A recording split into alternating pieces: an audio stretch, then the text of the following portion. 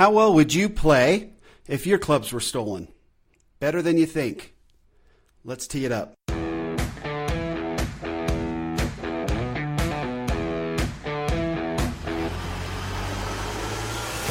Welcome to Data Access Golf, your home for rapid golf improvement. And now, from the thin air of the Rocky Mountains, next on the number one tee, your host, Aaron Stewart. Hey everyone, welcome to the latest episode of Data Access Golf. I'm Aaron Stewart. It is a Data Monday. Got a pretty cool topic to go on today. We're actually live today, a live studio audience in the house, so that's exciting. I've never done that before, so we'll see how that goes. They've promised to be completely quiet. They're now nodding their heads, so they'll be quiet. We'll see how that goes. If you hear anything, that's what's going on. You know, I'm not making background noises to make anybody nervous. So anyway, hopefully you had a good weekend. Those of you that got caught up in the winter storms, my apologies. You didn't get to play any golf, but to make you feel any better, we're already covered with snow here in Utah, so no golf going on. We can commiserate together. But what I wanted to kind of get to talk about was something that really happened on the web.com qualifying this weekend, and it was a very interesting story. So they talked about it's a guy by the name of Cody Blick, and going into his final round, he woke up in the morning and he's making himself breakfast, and while he's doing that, his fiance and his coach come in and say, yeah, where are your golf clubs? And he's like, well, they're at an Airbnb apparently. And he said, oh, they're just out in the garage. And they're like, yeah, no, they're not. The garage door was open when we got up this morning, and your clubs are gone, right? So now he's got to go out and play. And I'm fascinated by how well these guys are playing to qualify for the web.com tour. Out of the entire group, I think there was only two that were not under par in the entire qualifying group, and they were even par. So they're playing amazing golf right now, and you knew that you had to go low. There was a couple guys that shot 1 and 2 under and lost like 30, 27 and 30 spots. So it was like, it's crazy how well they're playing. And now this poor Cody gets up in the morning and realizes he has to go out and probably play the most important round of his life, and he has no clubs. They're gone.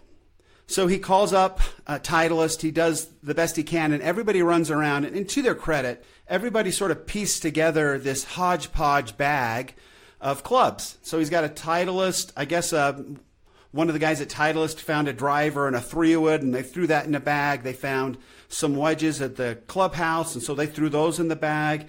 He had, I guess he had a 3 and a 4 iron that just weren't part of the bag at that time, so he had those. That's what he warmed up with. I mean, it's a total nightmare. What a bad way to start the day. He literally had to warm up with his 3 and 4 iron because he had no other clubs as he was trying to get ready to go out on his round. So you can imagine the panic in this poor guy. I'm sure his fiance wasn't feeling much better, maybe even worse, as this group of friends and people that he didn't know ran around and pieced together this bag, some random putter, the whole thing. Well, what does he do? It's par 71. He goes out and shoots a 63. Okay, and he's got different shafts. It's completely hodgepodge. It's not fit to him. They did the best they could, but he goes out and shoots a 63. So you ask yourself, how in the world is this kind of thing possible, right? We hit on being fit for your clubs and how important it is. How can this guy, who's basically crafted his whole game around this set of clubs, how can he go out and perform? And that's an excellent question. And kind of the topic of where I wanted to go. And it kind of brings back into this idea that when you play from a conscious place in your golf game, you're not very good. But when you're playing from outside yourself, you can be very, very good. So kind of I'll set up what I think happened in Cody's mind. And again, if Cody wants to call up and he wants to chat about this, I'd love to do it. But this is what I believe happened in his mind. It goes back to a couple experiences that I've had in my own golf game. And that is, it kind of goes back to when I talked about having my knee injury and how I was so concerned with my knee that I couldn't think about anything else. My whole focus was on my knee and making sure that my weight stayed on the inside of my leg or paying attention to that, because I knew if my weight shifted to the outside of my knee, it was going to hurt. And I was so terrified of that and so consumed with that aspect of my golf swing that's all I thought about. And that's frankly the best thing in the world for you, to be completely focused on something other than your golf swing. So Cody goes out with a set of clubs that he has no faith in. And I guarantee that when he took that club back, he was just feeling it because it was completely different from what he was used to. And that consumed his mind. So he took his conscious mind out of it, unconsciously took his conscious mind out of it, and just had to play.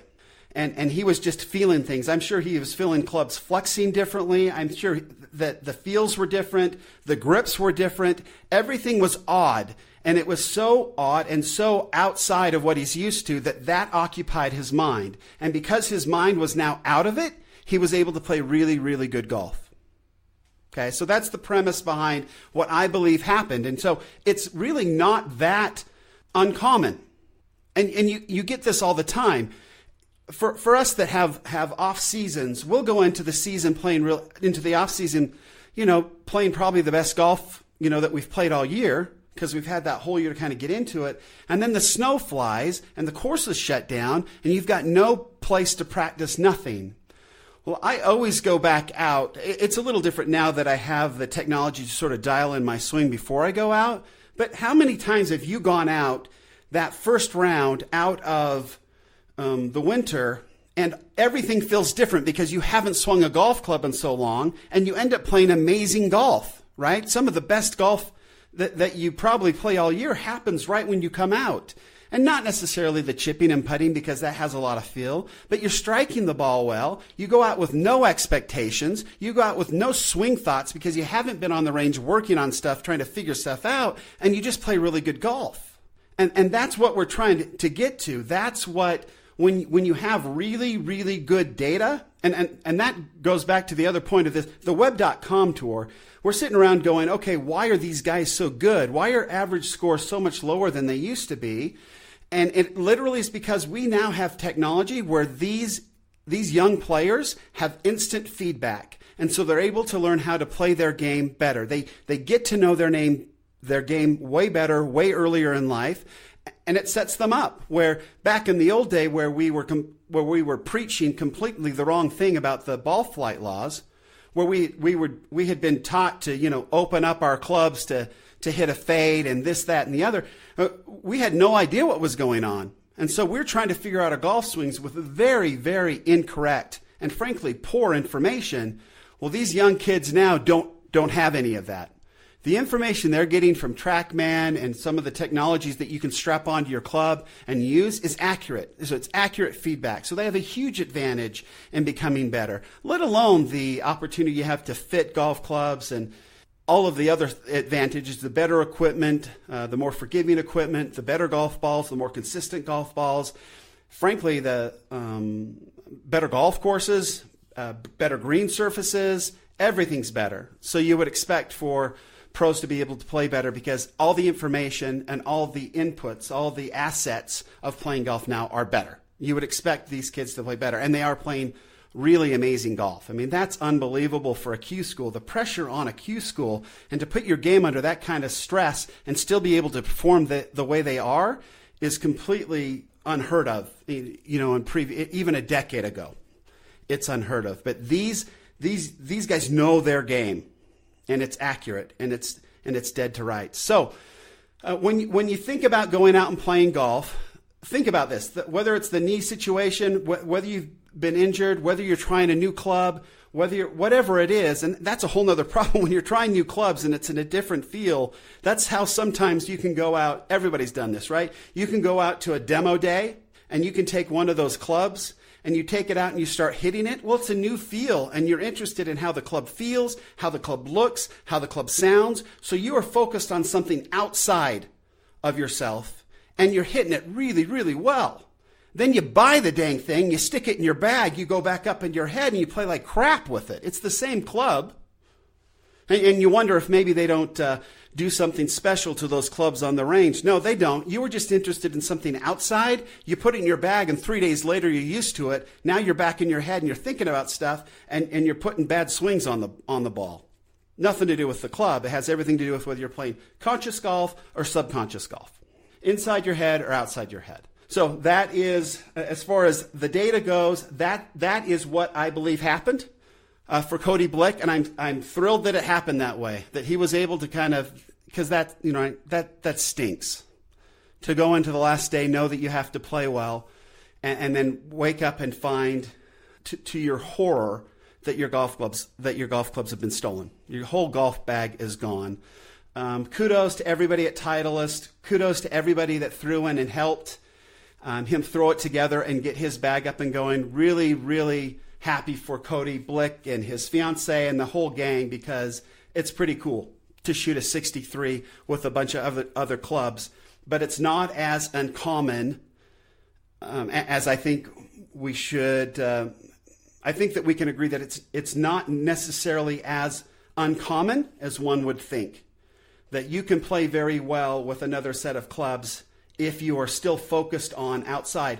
Our subconscious is that amazing and that incredible that it can adjust to a different set of clubs on the fly, and you can play really good golf.